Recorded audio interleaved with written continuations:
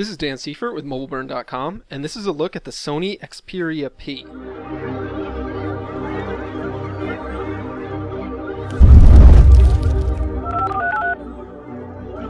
Sony Xperia P is the mid-range member of Sony's NXT line of smartphones that debuted this year.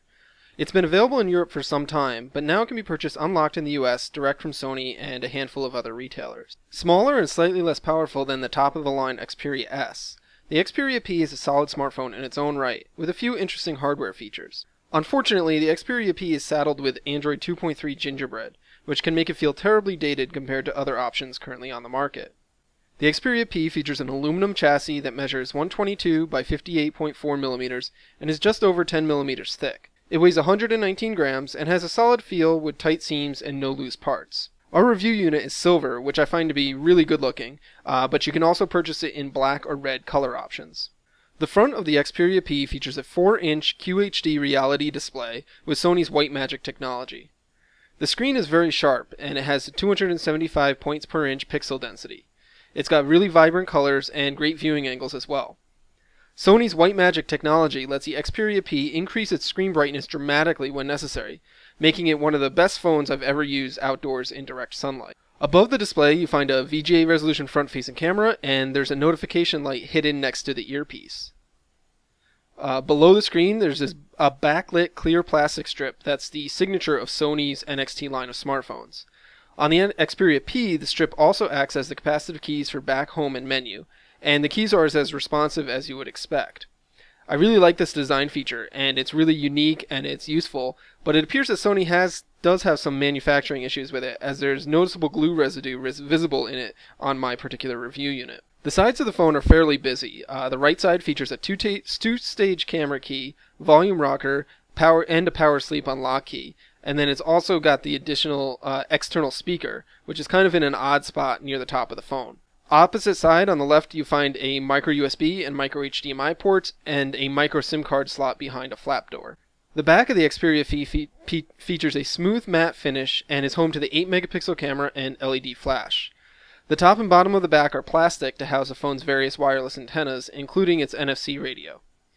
Inside the phone is a relatively tiny 1305 mAh battery that Sony says is good for up to 6 hours of talk time. But realistically, unless you're a really light user, chances are you'll need to charge Xperia P pretty often with normal usage.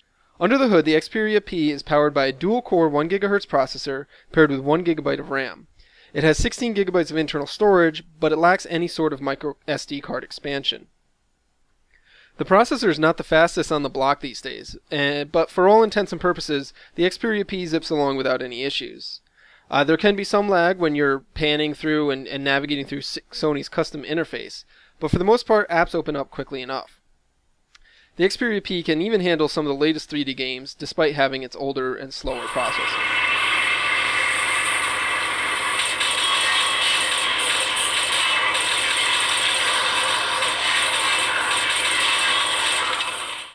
As I mentioned earlier, the Xperia P runs Android 2.3 Gingerbread with the same user interface that we saw on the Xperia S and the Xperia Ion earlier this year. It's a bit disappointing that a phone released partway through 2012 is still running an OS from 2010, and though Sony's interface adds some of the features of Android 4.0 Ice Cream Sandwich, you still lose out on the ability to use the apps that are available to the newer platform. Since the Xperia P is sold as an unlocked device here in the US, you won't find any carrier bloatware preloaded on it. Sony couldn't help itself from adding some of its own apps, however, and there's a couple preloaded apps out of the box, such as the WhatsApp Messenger and the Neo Reader barcode scanner. But fortunately, it is possible to uninstall them if you don't want them on the phone. The Xperia P sports 3G HSPA Plus service on AT&T here in the US, and in my tests, it performed comparably to other HSPA Plus devices on the network. Unfortunately, you won't get access to AT&T's faster 4G LTE network with the Xperia P, and if you're a T-Mobile customer, you'll be limited to 2G Edge data speeds.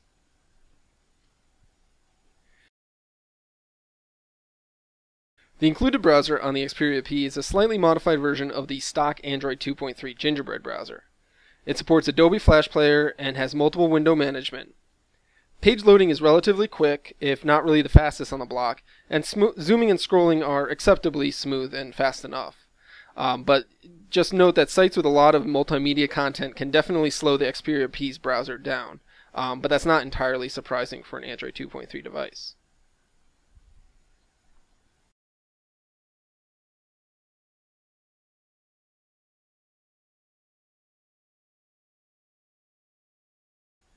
The Xperia P features an 8-megapixel camera with Sony's Exmor-R backlight illuminated sensor. The camera app can be launched from anywhere by holding down the shutter key, and the interface is similar to that found on other Sony smartphones. It gives you quick access to various scene modes, flash control, and more. You can snap pictures with the shutter key, the on-screen button, or by tapping the screen if you enable that feature in the settings menu. Autofocus is relatively quick, and shot-to-shot times are acceptable.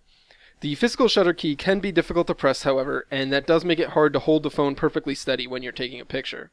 Image quality outdoors is great, and it's really good in good lighting, but indoors in poor lighting there's definitely noticeable amounts of noise and grain. But on the plus side, the Xperia P didn't have any white balance issues that I've noticed, and that's a very common problem with many smartphone cameras. The Xperia P can also shoot 1080p HD video that features continuous autofocus and zoom while you're recording. But video isn't very smooth, and it is pretty choppy compared to what other smartphones offer. All in all, the Xperia P is a solid mid-range smartphone that does a good job of holding its own against the larger smartphones that dominate the market today. The only real complaints that I have with it is its terribly dated software and puny battery. But if you get past those, there's a lot to like here. You can buy the Xperia P unlocked direct from Sony or at other retailers for about $450 now.